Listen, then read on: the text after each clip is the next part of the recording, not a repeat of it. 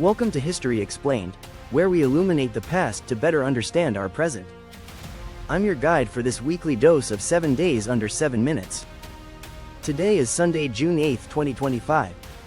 As we do every Wednesday, we examine world events, those transformative moments and developments that shape the global landscape and continue to influence our interconnected world. This week, from June 2nd to June 8th, we revisit diplomatic breakthroughs, seismic political shifts, and pivotal anniversaries from around the globe. We begin with June 4, 1989, the date of the Tiananmen Square massacre in Beijing, China. 36 years later, the world continues to remember the tragic consequences of the Chinese government's brutal crackdown on student-led demonstrations calling for democratic reform. The exact number of deaths remains unknown, but images of tanks rolling into Tiananmen and the lone tank man remain etched into the global conscience. In 2025, memorial vigils were again banned in mainland China, but observed in Hong Kong, Taipei, and major Western cities, reminding us how the struggle for civil liberties endures. On June 5th, global leaders commemorated World Environment Day, first established by the United Nations in 1972. This year's theme, Restore Our Lands, centered on reversing land degradation and promoting sustainable agriculture.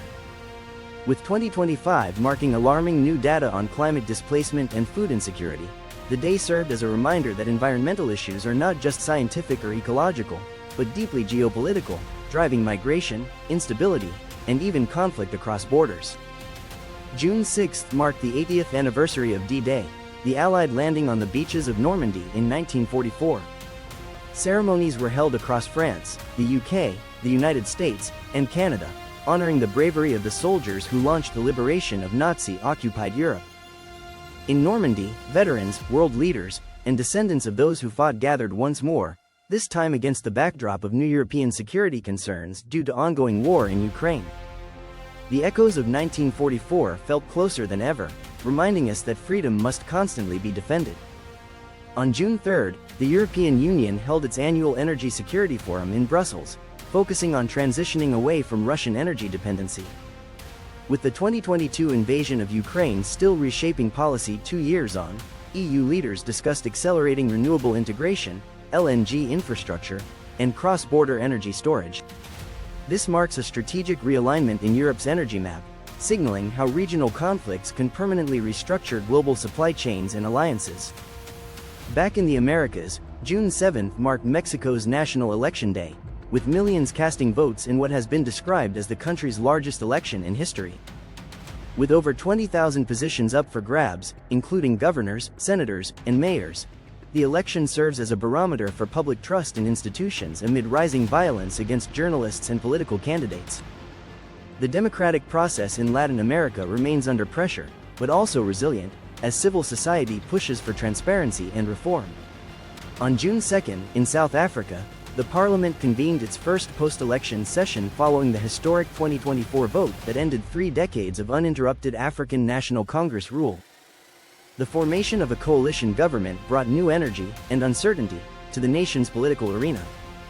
Observers around the world watched closely to see how South Africa would navigate its post-ANC future, manage inequality, and stabilize its democracy amid mounting youth discontent and economic challenges.